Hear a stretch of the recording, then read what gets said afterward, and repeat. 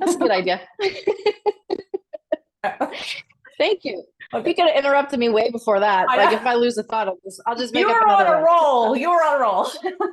I know. I'm rolling. All right. So for this morning, here's what I want to do in setup of this conversation, because I know that human nature, we're in an industry where if you only eat if you close. And that is a beautiful thing because there's no limits on what we can create as entrepreneurs and real estate agents. And at the same time, when there's things outside of us, outside of our control, outside of our influence that happen, sometimes they can feel like they're happening to us instead of happening for us. And when that happens, human nature is that we tend to freeze when we don't know what to do and don't know how to move forward. And the longer we freeze, the larger the conversations can become in our minds and blow something completely out of proportion, perhaps to where we're now locked in and just completely stopped, where what's possible was if we have the opportunity to continue to learn and grow and are continuing to look for ways to learn and grow, we will always find solutions to and through, and only in hindsight be able to look back and say, you know what, I thought that was happening to me and it felt horrible at the time. However, look what's happened as a result.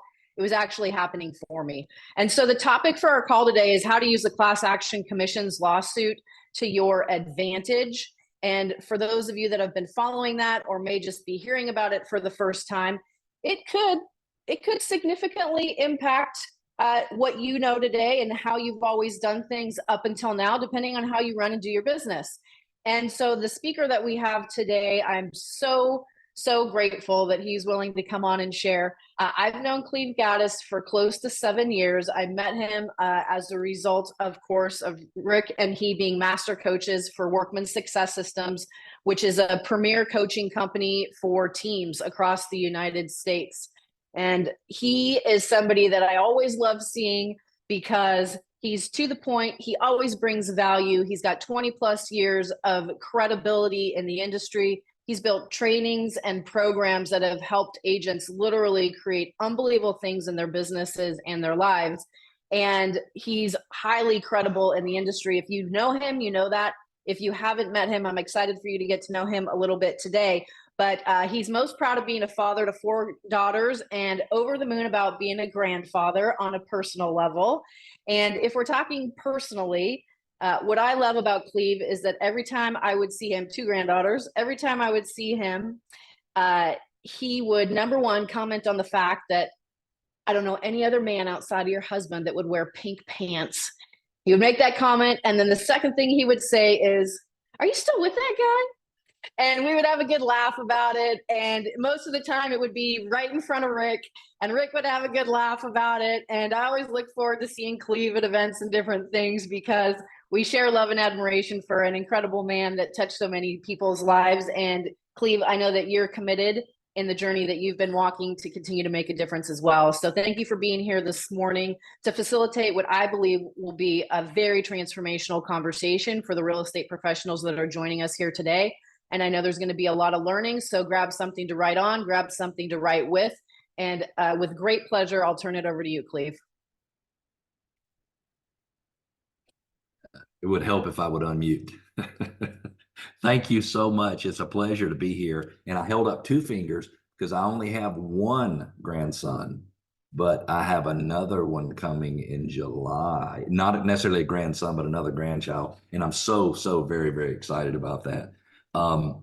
You know, I did a little presentation yesterday, and in the presentation that you'll see today, you'll see a slide later in the presentation, and it has Mr. Rick Jiha's picture because it's one of the programs that he did a lot of the videos on. And I have to tell you, yesterday when that came up, I wasn't paying attention to it when I looked at it in the first place. And when it came up, it really caused me to pause. And I just have to say before I get started, I loved Rick Jiha, still love Rick Jiha. And so anything I can do to help his legacy is I am on and committed, and I'll be more than happy to do whatever it is that I need to do in order to make that work. If you're on and you don't have your video on, I certainly, if this is equal opportunity, you can do whatever you want to. I don't believe that it's my job to come here and lecture all of you on what you need to do and how you should look at things. I think it's my job to come here and have an open discussion so that you can make up your mind for yourself whether or not you want to change the way you're thinking about something or maybe take some different action or something like that. So if you've got your video off and you're in a position where you could turn it on, I invite you to turn it on, because I will probably have conversations with many of you individually as we move forward with this, because it's something that I really like to do. Oh, there's Julie Tim. She turns her camera on. Look at that. Julie's a rule follower. All those people from South Carolina, you tell them turn on their camera, boom, immediately they just come on. Here comes Andy. I love it. Thank you very much for doing that. So I'd love to do just a little experimenting before we get started. For those of you who are, I would assume most of you are in real estate full time. I'm assuming that many of you are individual agents. Some of you may be team leaders or on a team or something like that. And I'd love to get on a scale of 1 to 10. Now, if you're driving in your car or anything like that, please do not participate in these questions. But I'd love to get from you on a scale of 1 to 10 what your outlook is on the real estate market in 2024. Now, 10 is, Ralph, it's going to be the most amazing market I've ever seen. I'm probably going to get rich. It could verge on being illegal, the amount of money I'm going to make. And then 1 is I'm not exactly sure how 2024 is going to work out. In fact, I might not even be that excited about it. So would you go to your chat box and just put in a number between 1 and 10? 10 is that it's going to be an amazing year and I'm excited about it. And 1 is, I don't know about that. Maybe we can just skip 2024. Ooh, I love it. Total world domination. 7, 7, 7. I love that. 10, 8, 9, 10, 100%. I love that. 8, 10, 10 plus 7.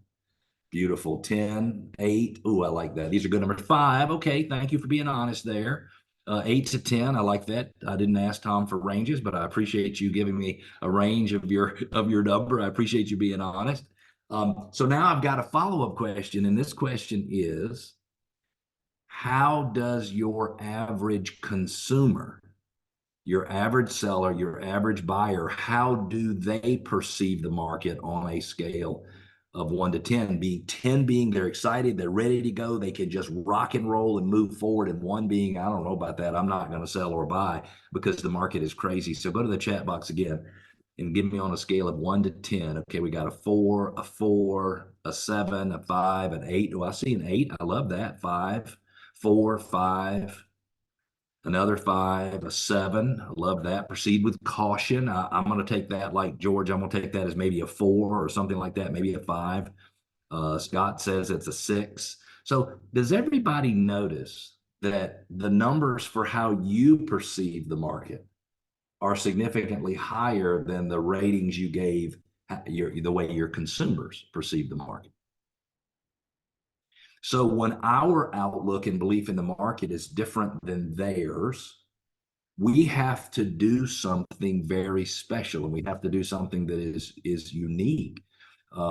Ralph, when you have more belief about the market than the typical consumer you're dealing with, where does that consumer have to get their confidence from? Me. Right. And here's the problem. In some cases, Ralph, we don't really have the skills necessary in order to make somebody feel comfortable in today's market. I am not saying under any circumstances that applies to you, because you might be the greatest realtor in whatever state you're in. But the reality is, the real estate market of 2 years ago and 3 years ago and 4 years ago, and really all the way from 2013 all the way up into 2021, there's a very different real estate market. Julie Timms, I'm sure you can remember, there was a time when we were literally chasing buyers and chasing sellers because the market moved so fast that if we weren't chasing them, trying to catch them, they would run off and do something without us. And when that's the case, Maria, you don't have to have a whole lot of skill set. You have to know how to run. You have to know how to try to grab them and hang on to them and, convince them to work with you, but you don't have to have a whole lot of skills. But today's market is going to be a skills-based market, and we're going to talk all about that. It is going to be a skills-based market. So there's a couple little concepts that I'd love to throw out there and get your thoughts on them as we move forward.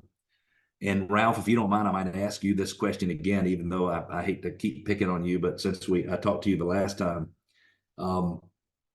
if someone feels like they are stuck in today's market, if someone feels like they're stuck, what is the most important thing you need to do as a sales professional in order to connect with them? Be personable and understand the situation. I love that. You got it. Can I take that second piece you gave and maybe take it a little bit deeper? You said I can be personable. Love that. You would do that all the time and understand the situation. But I think we need to take it one step further, and you need to see the situation from their perspective. Not saying you need to say, yes, I see the same limit you do, so there's no reason for you to move forward. But if you are talking to a consumer, and let's just say Selena was our buyer prospect, and we called and we said, hey, Selena, are you and your husband ready to move forward buying a home? Now, remember, she told me, 3 months ago that she wanted to do it next year. And I continue to call her every month and ask her if she's ready to move forward to buy a home, because somehow I've been convinced that that's the right way to get her to move forward to buy a house. And she says to me, Cleve, no, I'm not ready right now. And to be honest with you, I don't have any plans of moving forward next year either in today's interest rate environment. In most cases, Michelle, what does an agent do when they're faced with an objection? Yes, Michelle, if you don't mind. Sorry, and I'm sorry I'm not on camera. I have really bad vertigo today. Oh so no! so Poor girl. So there. No, don't worry about that, Michelle. I'm sorry. There's another Michelle that I can actually see, and she was in the process of unmuting. Thank you so much for being on here, even on a day when you feel sick. And I've had vertigo a couple times myself. I send my heartfelt, positive thoughts your way. But Michelle Shamoraha, blah. And I'm sorry. Can you unmute for a second, Michelle? Do you? That's pretty good. Is Shimohara pretty good? Pretty darn close you got. Shimohara. Okay, good. I thought I was butchering. It wasn't so bad. So, yeah. So when what does an agent do? So I call Selena. She says, I'm not going to move forward. Interest rates are too high. What does an agent typically do?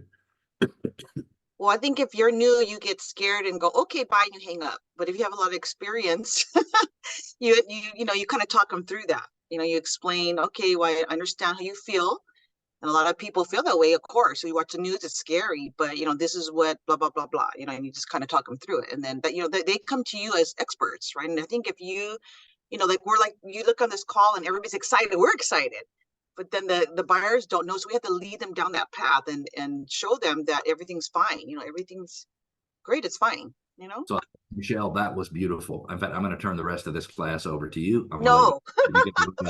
No. So, but I want to say something. You said it. Hey, I'm going to meet them where they are, and then I'm going to offer them some solutions to their problem. Mm-hmm. And I'm going to refine that just a little bit more. And I'm going to say, you must empathize with their situation in a way that they feel heard. And to me, you would have done that for me, Michelle. What you said, you would have done that for me. But we can take it a little step further, and I can say, Selena, you know what? I get it. Like, I get it. If I were in your shoes, I might feel exactly the same way. And my guess is that it might not feel good to be stuck because of interest rates.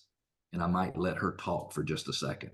Because if I can get her to let her guard down, because I'm willing to have a meaningful conversation with her about what she's thinking, then she and I could very well have a connection that is strong enough to last all the way till next April or May or June or whenever it is she's ready to buy a house. Because she might say, well, I've got to call and use Cleve, or I've got to call and use Michelle because they're the only ones who seem to care. Like, I'm going to use them. And so, number one, we must meet them where they are. And Anthony, that means they must feel that we're meeting them where they are. Anthony, have you ever been in a romantic relationship? Can you unmute for a second, Anthony? You're talking to me?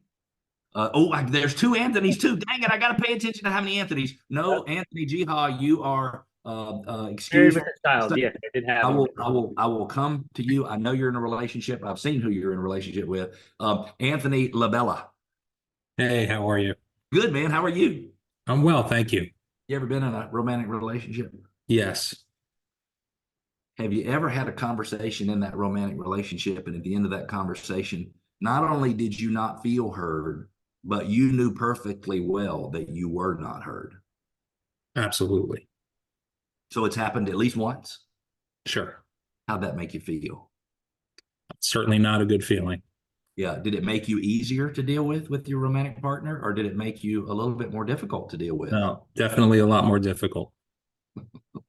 And so, as salespeople, I grew up teaching people, and by the way, don't laugh when I say this, but I grew up for 10 years teaching people to sell vacuum cleaners door to door all over the United States. And it was probably one of the best things I could have ever done to learn how to sell.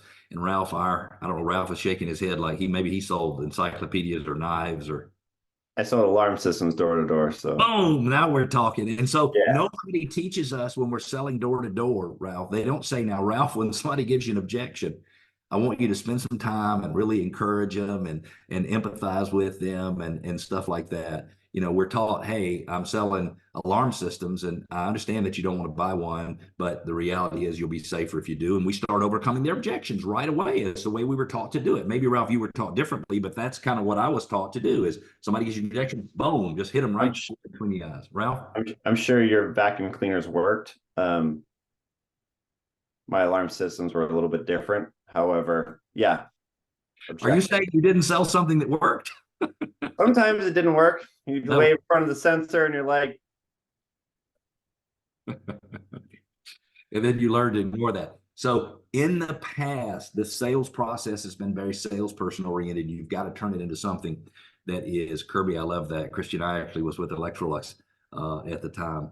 And if you have some experience selling Kirby's, Christian, you know exactly how to sell door to door. So the first thing is you must meet them where they are, and you must have this process of meeting with them what they are, because we've already decided if Anthony's got an objection and I don't meet him where he is, it's not going to be fun for me moving forward, because he's going to be like, you know what? I've got no interest in what you have to say, Cleve. Just move on. All you're thinking about is yourself. I'll wait and find somebody else to do it. The second piece is this, and this is the most important of the two. You must offer people a solution in the form of a system. So you can't say, Anthony, hey, I'm the solution, because people don't believe that you personally are the solution for their problems. But I could say, Michelle, that if you are afraid to move forward, that I have a system, for example, called interest rate offset. So I would go back to Selena. Selena says I can't move forward because of interest rates. And I say to Selena, I totally get that. And I know that's got to be frustrating. Talk to me about that just a little bit. And then I say, hey, you may or may not be interested in this, but we actually have a system that's called interest rate offset. Don't know that it will work for you, but the way it works is this. You and I figure out how much additional interest you're going to pay on your loan over the first 7 years based on the higher interest rate. And it's my job to try to find a seller who might have some flexibility either in pricing or in closing cost or seller concession so that we can offset a pretty good bit of that additional interest. I'm not saying I can do it for you, but if I could, would that be something that would have you interested in moving forward?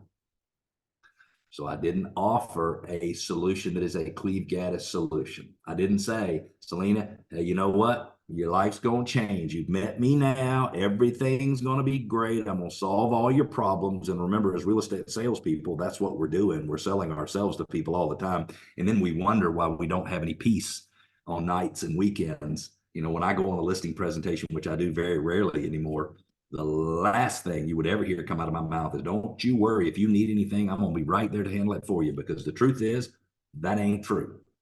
If they need something, they better hope that one of my staff is available and can move forward. Coco, thank you. Coco says, if you call on me, I won't be able to answer. And I appreciate that. She's probably nervous that I'm going to call on her. And I appreciate that.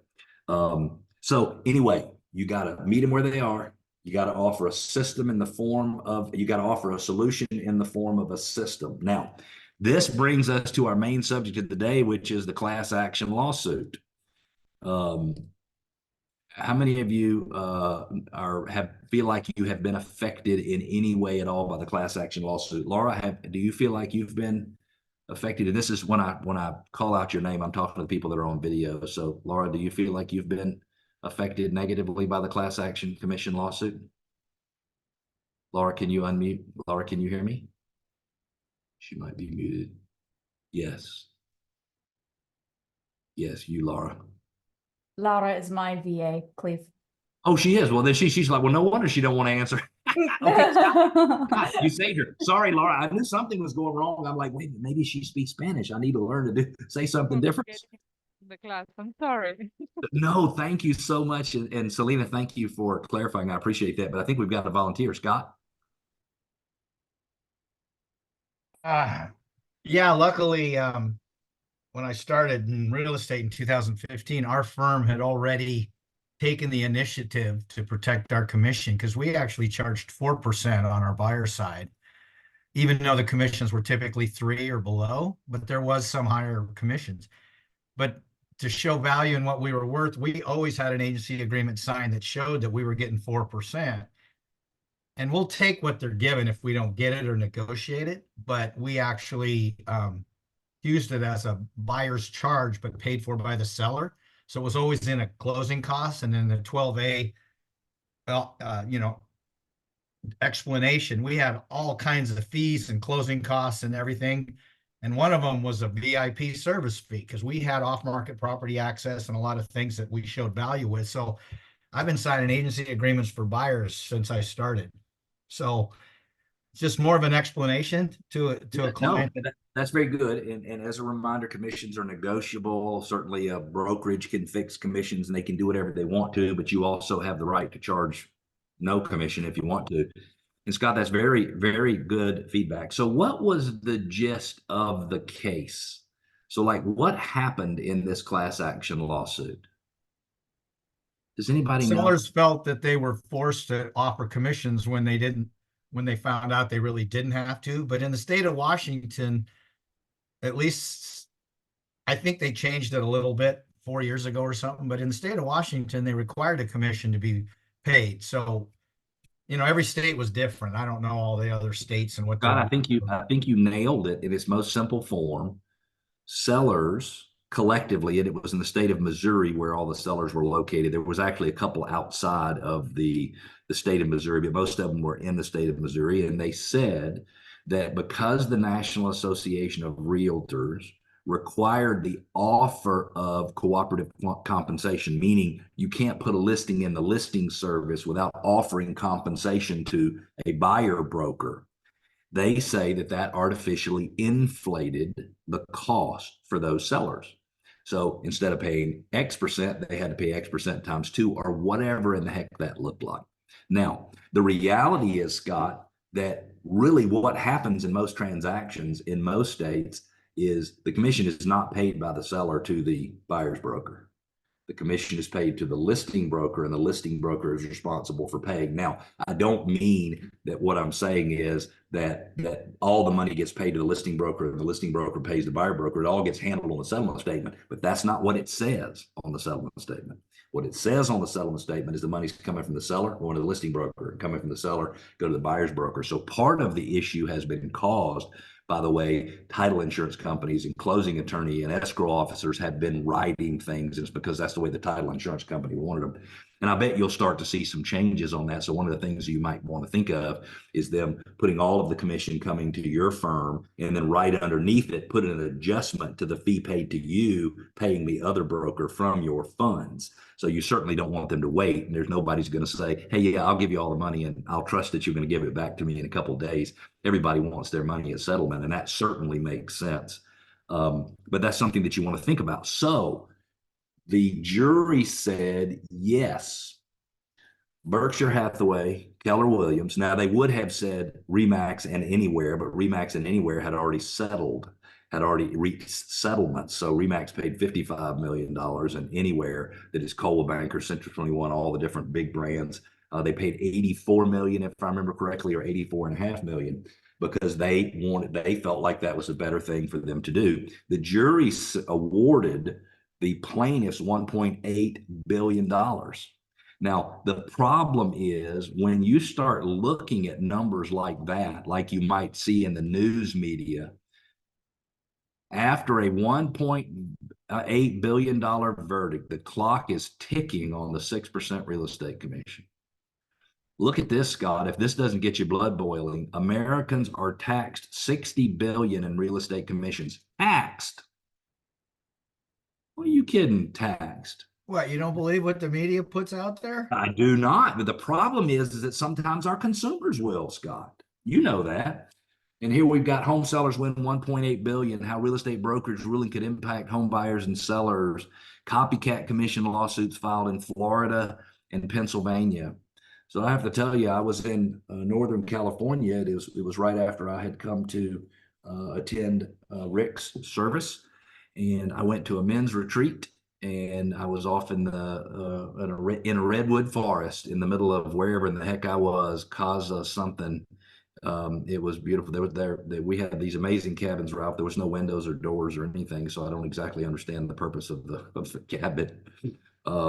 Anyway, I was up there to learn about myself and to find myself, and unfortunately I found myself, and I don't like what I found, so I'm gonna have to work on that as we move forward. And I mean that in a truly positive way. But I'm leaving this men's retreat. I'm going back to the airport because I'm gonna fly to Atlanta, Patrice, and I'm driving across the Golden Gate Bridge, which was so cool, but it was very foggy. You couldn't see 3 feet in front of your car, so I was scared to death because I figured the whole bridge is going to collapse in the fog. I'm not sure how it works, but that's what I was convinced of. And on NPR, and I was not listening to NPR because I liked listening to NPR. I was listening to NPR because didn't know how to change the channel on the radio, and that's what it was on when I got in it. And a news report came on, and it was a segment on the radio show. And it talked about the $1.8 billion verdict against realtors and the fact that it was found that realtors had conspired with one another to inflate seller costs. And Anthony, that was the first time it ever dawned on me, wait a minute. I always thought they were talking about somebody else. But then it dawned on me, holy crap, people might think they're talking about me. And so somebody might very well say to me, Scott, at some point in time, hey, I heard you were part of the gang that was doing the collusion and up the fees $60 billion. Good for you. Are you proud of yourself? Now, I haven't had anybody say anything like that to me, but I have had many people say, hey, Anthony, looks like you got caught with your hand in the cookie jar. Things are going to be a changing for you moving forward. And I did not know what to say.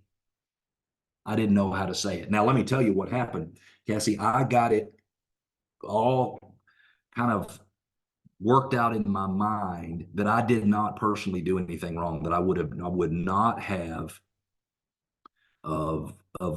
done anything to hide any costs from my sellers or do anything that was dishonest. And I'm sure that I'm saying the same thing that it would be for all of you. But what I did is I operated within the constraints of the system that I was required to operate in. So the first thing I had to do is I had to know I didn't collude with anybody. I did the only thing I could do in terms of putting listings in the listing service, which was offer some cooperative compensation. And as a broker owner at the time, I had the ability, as Scott mentioned, to set that compensation, meaning I could say, unless the compensation is this, I don't really want to work for you. So that was the first thing I needed to do. But I also needed to get where I was very familiar with what was going on with the case in the first place. Because you can't talk intelligently about something that's happening unless you fully understand it. And Scott, if everybody who heard Scott's answer, I think if you explained the commission lawsuit case to somebody just like that, hey, court found that there was some collusion between the National Association of Realtors and some brokers, and it's really all the brokers that just picked just a few to get started. And they said that we inflated the cost of selling a home for sellers. But let me tell you how it really works. The way it really works is all of the compensation comes to the listing broker. The listing broker offers a marketing fee or compensation to a buyer broker as part of their marketing plan. Individual brokers just have the right to charge whatever they want, and consumers have the right to either pay it or not pay it. And that is an important thing. So let's go back. And so you have to understand exactly what happened. I gave, and you guys, I'm going to offer you some free resources so you'll be able to go in and read the stuff that we've written about the class action lawsuit, read some of the things that you should be thinking probably and read some of the scripts that we're suggesting you use. And Scott, those of you who are familiar with the case, I invite you to get this and to read it thoroughly and see if it matches kind of what your expectations are. But the reality is there are many real estate professionals and buyers and sellers who are really frustrated by the market. I have talked to a lot of people, Jessica, a lot of agents in the industry who say, I'm a little bit worried about my ability to make money moving forward. And so I want to tell you, and this, if you take my opinion and you try to sell it to somebody, you're not going to get a lot, because it's just an opinion of I'm a normal real estate agent and broker just like you are. I just happen to do a lot of reading and research. And I believe that what fundamentally will happen is that the industry 6 months from now and 1 year from now, Patrice, will be very similar to the way it is today. It just has to work through it, because what's happening is in some listing services around the country, the requirement to offer a cooperative compensation has gone. And so sellers can actually put a listing in a listing service, or a listing broker can, and not offer any compensation to the buyer's broker. Some places they still haven't made that fix yet, so there's still that requirement. But what they're finding, and they're already starting to do research, and Scott, I see you have your hand raised. I'll come to you in just a second. What they're starting to find is that homes that do not offer a cooperative compensation, they tend to sell for less and they take a lot longer to sell. So I think what's going to happen is we're going to realize that if you want to sell your house for the most money, you need to do it the way we used to do it, because that's what gets you the highest market sales price. And again, you can take my opinion at a quarter and it'll get you exactly what a quarter will buy you. But I believe that as we move forward, the industry will work pretty much the way it did in the past. Scott? I'm not sure what the other states are doing, but I just had a 3.5 hour class with our state attorney for the Northwest MLS. And she explained exactly the changes in the paperwork. And to me, it was just like, yeah, okay, fine. But we have to have a buyer agency agreement signed now. January 1st, you can't work with an agent without a buyer agency agreement. And since we've been doing them for years, it's really not a big deal. We do offer a pre-cancellation, but even in the new paperwork, there is a cancelable item that lets them out. So now you can't lock people in for 6 months, 3 months, or whatever as a buyer's agent. But we always offered the cancellation guarantee in our own form. So people felt like if we weren't doing our job, they could get out. But it makes you work and earn your business, or earn their business every day. Because it's smart, and you can convert more people if you say, look, if I wind up giving you a bunch of hooey and you realize 2 weeks into it that I'm not doing what you need me to do, you have the ability to get rid of me. Now that's power. And that's, as a consumer, Scott, that's what I want, is I want the power to be able to make decisions for myself. And I think that is brilliant. I'm not saying everybody else should do that. You should do what feels right for you. But the reality is, to offer some type of guarantee is very, very, very powerful. And I love that. Now, George, 1 second, and I'll come right to you.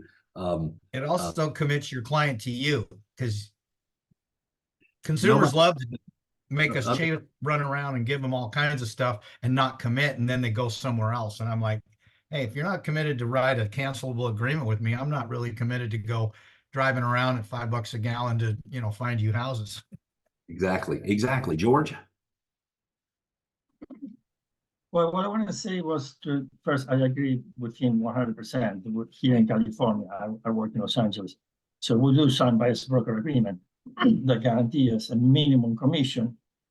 So if the seller doesn't cover that amount, the buyer will cover the difference. But I would like to address something you said is very important. First, I've been doing this year. I've been doing this 37 years. Probably more than some people in this cohort conceive since before that. So, and it used to be like this before. We didn't offer compensation, but we used to tell the sellers that your house will sell for more if you pay the buyer's agent, so the buyer will have more money for down payment. And actually what's happening is that then it means the bank will finance part of the commission. Yep. And people used to agree, because things changed in the early 90s. That's when we started offering that to the MLS. But before, it was where we're going now. And there wasn't any problem working. There wasn't any problem making money. Everything was working exactly the same, just with a different structure. George, I agree with you 100%. And thank you so much for sharing your experience, because that's very meaningful. 37 years, by the way. Let me give that a hand. 37 years. I can't think of anything I've done 37 years except be alive. and trust me, I've been alive a lot longer than 37 years. So congratulations on that. But let's walk back to the presentation, because I want to walk through some other things that I think you need to be aware of.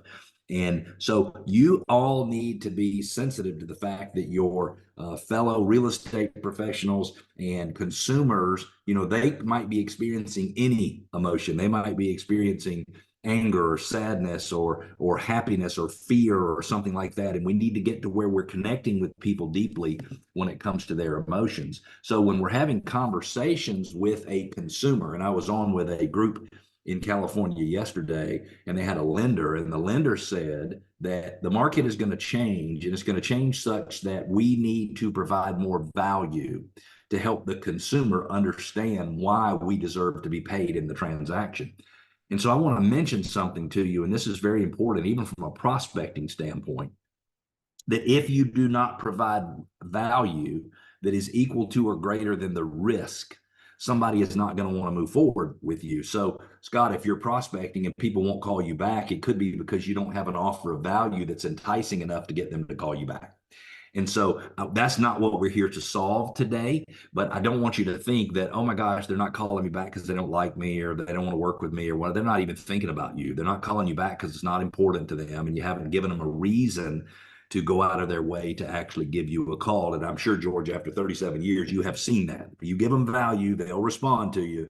But if you just say, hey, I want to help you buy or sell a house, that's kind of a dime a dozen. There's a lot of people who can do that. I don't even have a California license. And trust me, I could figure out how to help somebody buy a house in California as long as I would get somebody to give me a list of the 412 disclosures that you have to have. Did I get the right numbers at 412 now, 417? But it's growing. In December 31st, we had 3 new ones. So it's constantly growing. And by the way, if you guys want to know how different it is from coast to coast, in the state of Georgia, we have no mandatory disclosures, not one. Not one. It's weird. I guess we figure, hey, survival of the fittest. If you're smart enough to investigate your house, you're in good shape. George, I do like the fact that in California, people probably know more about a property, but your situation on that very far West Coast is unique compared to everybody else's. So don't be surprised when people are facing some negative emotions, and you need to make sure that you're providing ways to provide value. Now, when you provide value, you do it in the form of, and I said this at the very beginning of the presentation, you provide it in the form of a system that provides a solution to their problem. And so I want to ask you this, if you don't mind. Patrice, would you unmute for a second? Love that hat. It's cold in here. I need one of those hats. How are you today? Hi, I'm great. Good to be here. What's that? Good to be here. Well, good. Thank you. I'm glad you're here. Okay, so when you go on a listing appointment, what are you selling to the seller? If you go on a buyer appointment, what are you selling to the buyer? Pretty much just me. I'm just conveying the confidence that I have that I can help them, whatever the specific issue that person has. I'm just instilling faith in me, if that makes sense.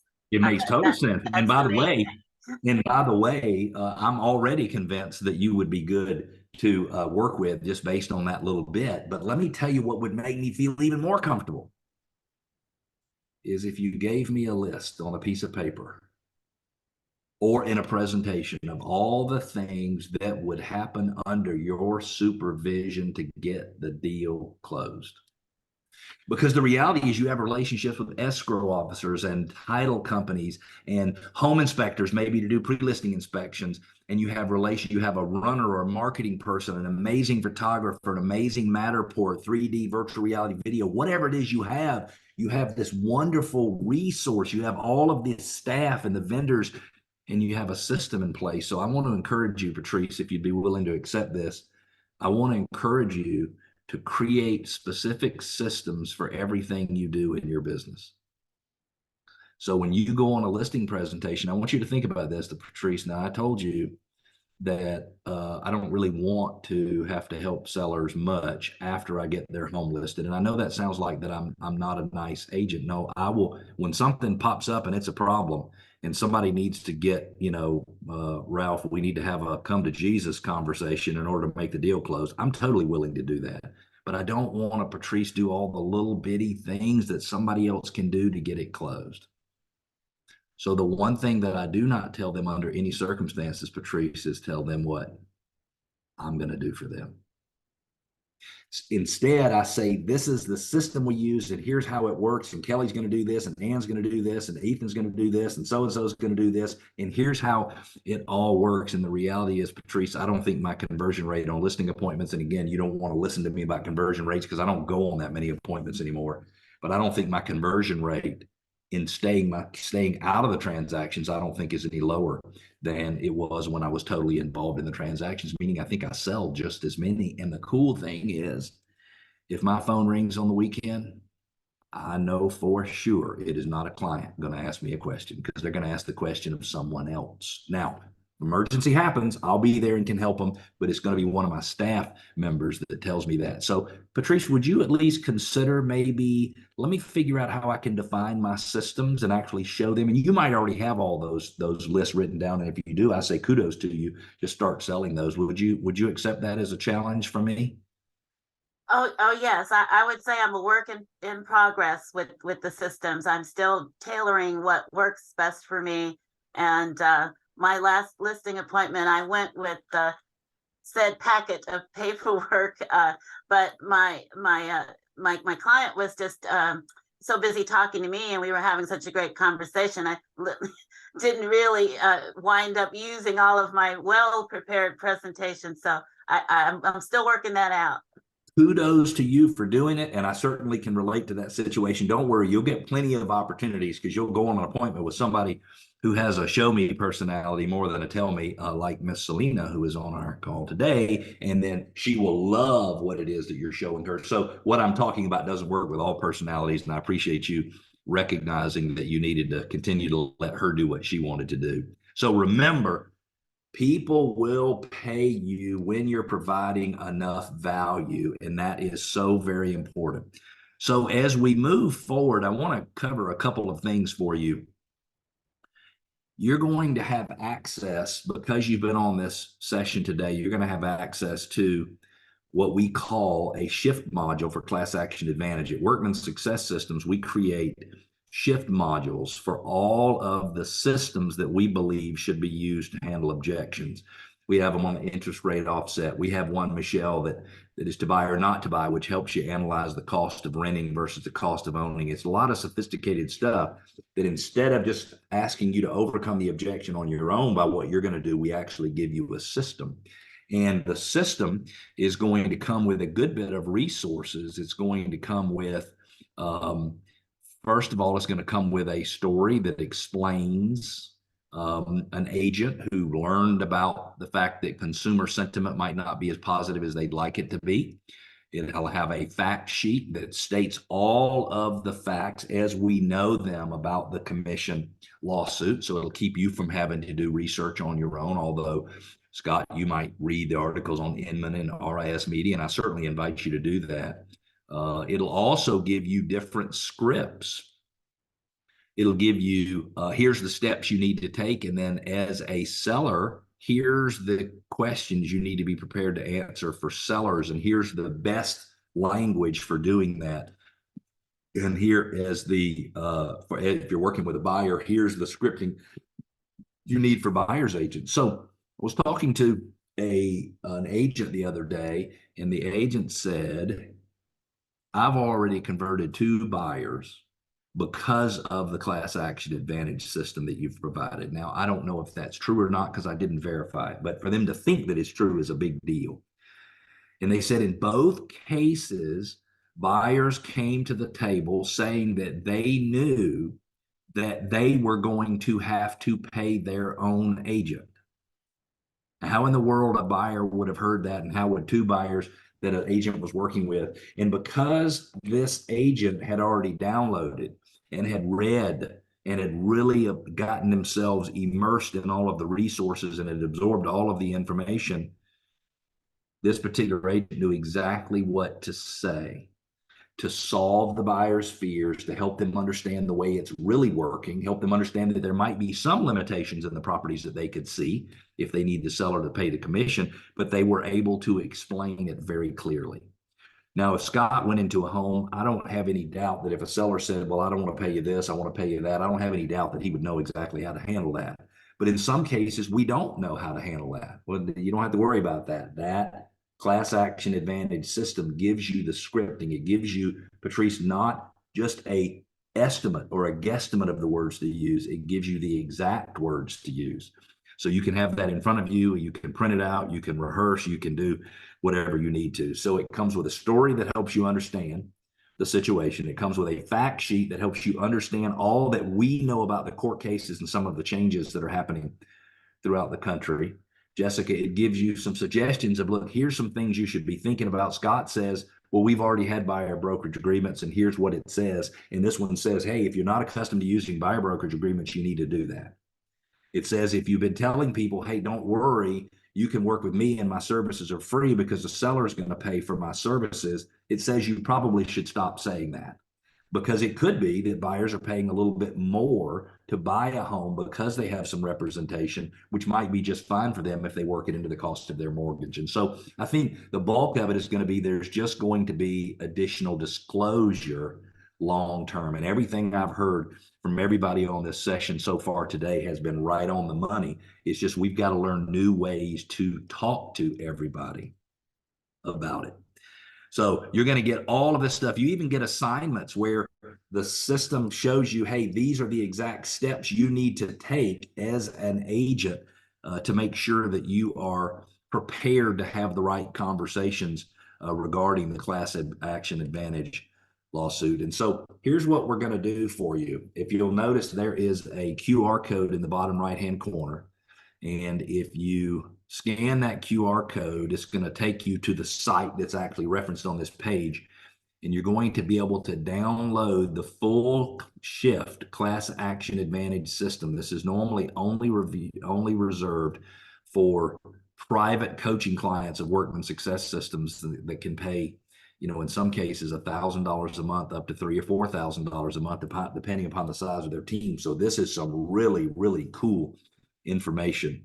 So you can either go to workmansuccess.com/the class action advantage, or you can scan that QR code. And Patrice, I'll tell you, don't even walk away from your computer before you get that stuff downloaded, because I know you're going to use some of this stuff to create some of your systems as we move forward.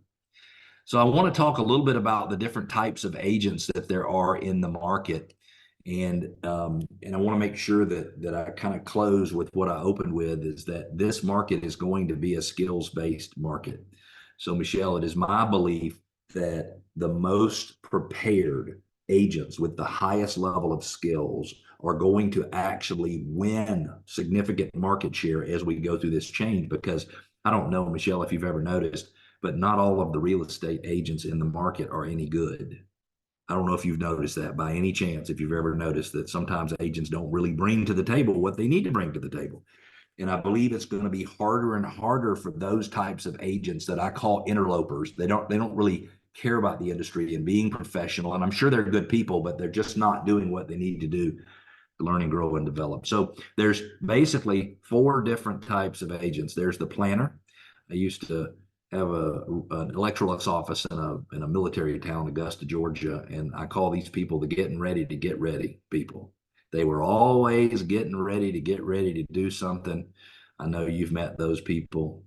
They spend all their time planning. They don't really build their skills, and they take very little action. Then you've got this hungry rookie. And Michelle, you might even remember this feeling when you got into the business, where you take all kinds of action, but all the action you're taking doesn't really do you much good because it's not helping you move forward. And so these are the eager beavers. They're ready to go. They don't spend a lot of time building skills or planning. They just take action. And that's probably not the best way to be.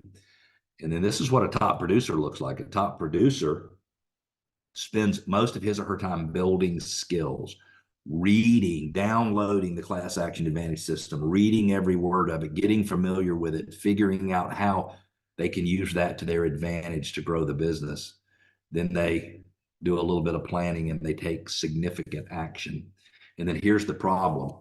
Your average agent uses barely more than 50% of their potential, if you will, because they'll learn some skills, they'll take some action, they'll do some planning, but the reality is they're not doing anything really over and above that they need to do.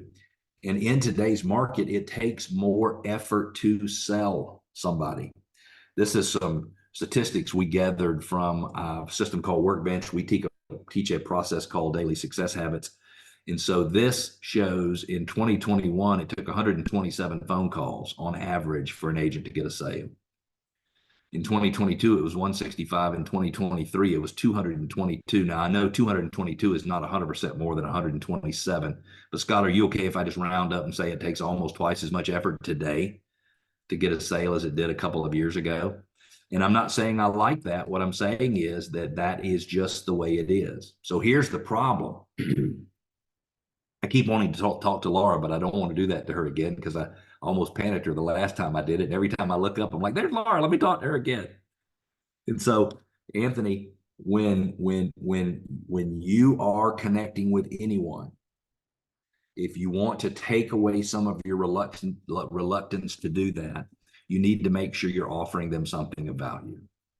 So stop calling people and talk to them about selling and buying homes, and start calling people and talk to them about some potential solutions or some new stuff that you've learned about the market or something that they should know in order to move forward positively, toward their housing goals. So it's all about the value you add. So I want you to think about this, Maria. I'm saying to you very simply that if you as a real estate agent will stop prospecting, trying to find someone who wants to buy or wants to sell and who is ready, prepared, and willing to move forward, because that's what we want. I was talking to a gentleman the other day and I said, well, what is it that you want? And he says, well, I want them to come in and I want them to be pre-approved, and I want them to, know how to use the document management system. And I'm like, well, do you want them to fill out half of the paperwork for you too? I mean, would you like to come in? Would you like them to present themselves to you with half of the contract written? And I said, Patrice, and this person's name was not Patrice, it was Joel. But I said, if you got buyer prospects and seller prospects that were ready to go and you had no work to do, you might be paid $500 to work with them, but nothing more, because you're not providing any value. And so instead, Marie, of looking for people who are ready to buy or sell and who see a clear path forward for doing that, I want you to spend all your time in 2024 looking for one thing and one thing only. Because you change your mindset about what you're looking for and you watch what happens from a results standpoint. I want you to look for people, Anthony, who want to buy or sell, but who feel stuck. And if you would just write on the wall in your office on a big poster board like you used to use when you were in kindergarten, if you'd write the name of everybody you found who wanted to sell or who wanted to buy, but Scott says to you, I cannot because of this reason, if you just wrote them on a piece of paper and you looked at that poster board every single day and you made your follow-up phone calls and you just focused on, Ralph, as we talked about, meeting them where they are, offering them systems that could be the solution to their problem, you will never have any problem making money in real estate. And you will not make Jessica follow-up phone calls to prospects and have them get upset with you. Because if you're calling and you're providing value and you're doing something that is good for them, that is very appealing to someone. So let me make sure that you all know exactly how to get the resource. Scroll here again real quick. You can get the full class action advantage system. And Casey, we're not really supposed to give this outside of workman client. So if Verl calls you, just tell him I didn't give it away. And what he doesn't know won't hurt him, but it is the full class action advantage system. So it's the story, it is the scripts, it is the fact sheet, it is what you need to do moving forward. And all you have to do is scan that QR code, go to that page, do the download, or you can type in workmansuccess.com/the class action advantage. We've only got a couple of minutes left, and I'd love to open it up just to see if any of you have any questions. We've had so much conversation. And by the way, I want to tell you how how amazing you guys are as a group. I love it. You're very attentive and very participatory, and I really appreciate that. But any final questions before we call it a session? Scott? Our listing agreement did say, or our presentation on the buyer's side, we had verbiage that protected us and all that, but we did say, and I don't know if it was right or wrong, but it said, but the compensation will be paid for by the seller. It said it clear as day. So they always felt like, oh, well, I'm not paying. Yeah, But and the reality is that was accurate, but what was not accurate is that it was really at no cost to the buyer, because what I have learned to say, Selena, can you post the link to the thing for me? Thank you so much, Vanessa. I see you need that. Just post it in the chat, or maybe you might even have a chance to email it out to everybody, Selena, when you're finished, because I know we move fast. But Scott, the problem is that we have to make sure that sellers understand. If you sell your home the way I think you should sell your home, it could be that your sales costs are a little bit higher because we're offering compensation. But in your opinion, and I think it's okay for me to speak for you here, you believe that the sales price will be high enough to offset those additional costs. That's what I'm guessing. And for a buyer, we have to disclose to them, look, the seller is going to pay the commission. This may or may not affect the sales price of the house. And I just need you to be aware of that, because that's all that was missing before. That's all that was missing before. And remember, it was not a buyer side lawsuit. It was a seller side lawsuit specifically. It's just the buyer side's getting brought in as well. Any other questions or anything? Casey, you might have a couple of announcements you want to make on the way out. I will hang around for a few minutes if anybody wants to ask some questions. And it's been a pleasure. Yes. Today. Well, I'm so grateful for you being here. And one thing came to mind of your list and what people can do immediately today when they get off the phone, outside of go download and use that QR code to get the system that you so graciously offered. And that is, for any people that you have like that, the conversation right now is, I just attended a training and I thought of you because. And now you've got a nugget of value for that person that just said, I don't want to buy right now, or I'm not, confident about buying in this market, or think I'm going to wait to sell. I just attended a training and I thought of you because. And that is an easy way